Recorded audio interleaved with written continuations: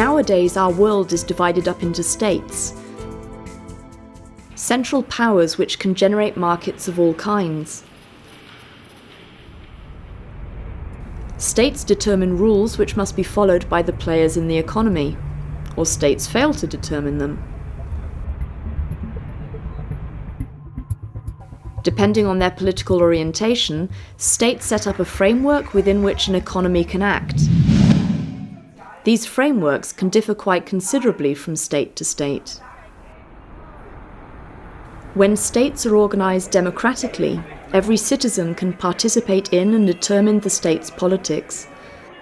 Elections and the work of interest groups give citizens the possibility to influence political parties. Democratic governance involving all citizens, male and female, is a relatively recent form of organizing a state and its society. In the past, a very small group of people, mostly noblemen and the military, made decisions on behalf of the majority of the population. The laws of the state mostly served the economic and social interests of this upper class. In the industrial age, this led to increasing exploitation of the working classes.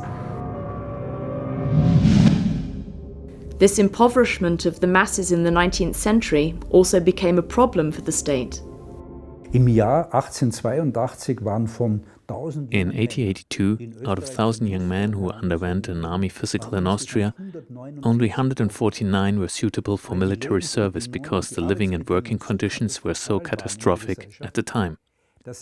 The aim of the military, and in the 19th century it was an important aim, to have enough soldiers was not reached. The military, for example, had an important influence on Bismarck, because they said to him that something had to be changed. In the 19th century, state leaders were quite belligerent. So not only the military insisted on strong soldiers for wars and on untiring workers for the utility and war economy. The German Chancellor Otto von Bismarck passed social security laws for the working classes in order to improve the health of the masses.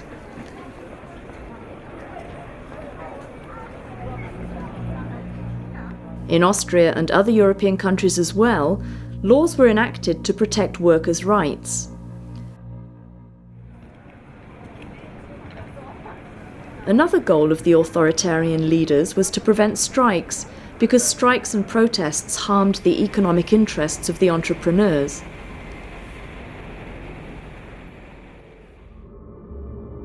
The social security laws were also meant to curb the popularity of interest groups like unions and political parties amongst the working class.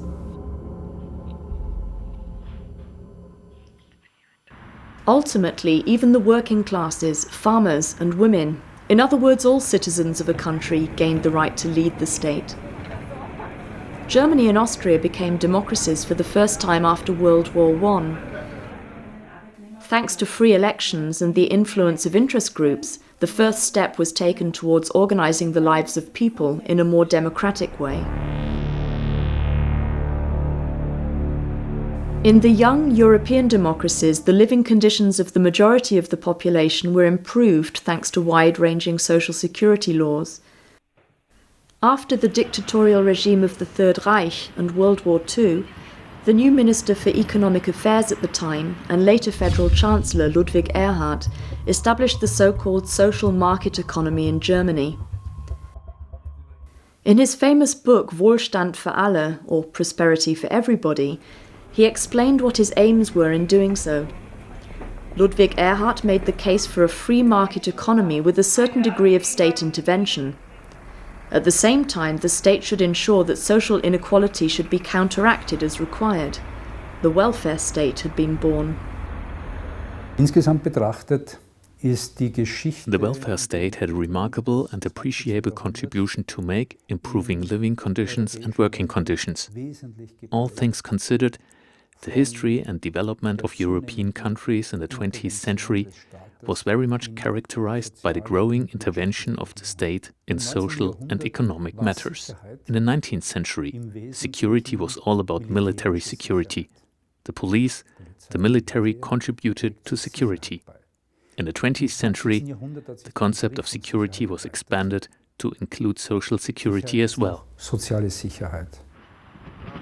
Just how the specific economic and social policies of a democratic state are shaped depends very much on the perceptions and attitudes of the population, which in turn have their effect on political parties. I have a totally different situation in the USA, where it is possible to fire people easily and where I can found enterprises without major problems. And most of them are very, very successful. But I also have a counterexample. Sweden is very strongly regulated. There are very high taxes. And despite all of this, it is a very successful country in Europe. So there are very big differences. And this has to do a lot with mentality. The European states have developed peaceful relations to one another. Democracy and the economic and social security laws have seen to that. In democracies, people's lives are much safer. Now globalization seems to be endangering this security.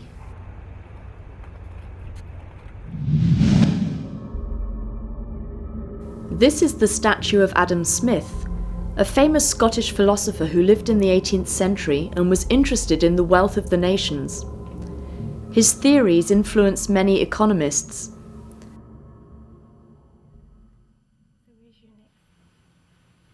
Adam Smith and his successors were in favour of a division of labour, with each country producing what it could do best.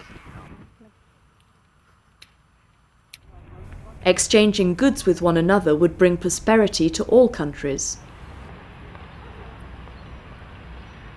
Soon it became clear that those countries that had concentrated on modern new industries had much better economic development than agricultural countries and states with old production methods.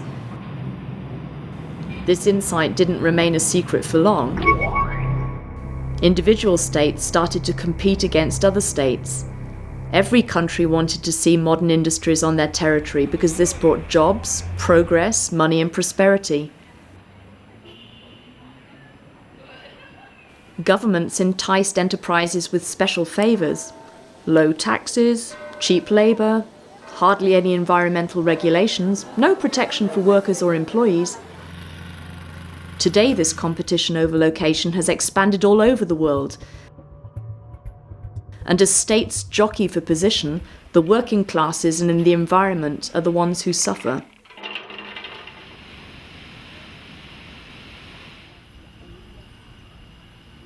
People in Europe are anxious because of the competition arising due to ongoing globalization.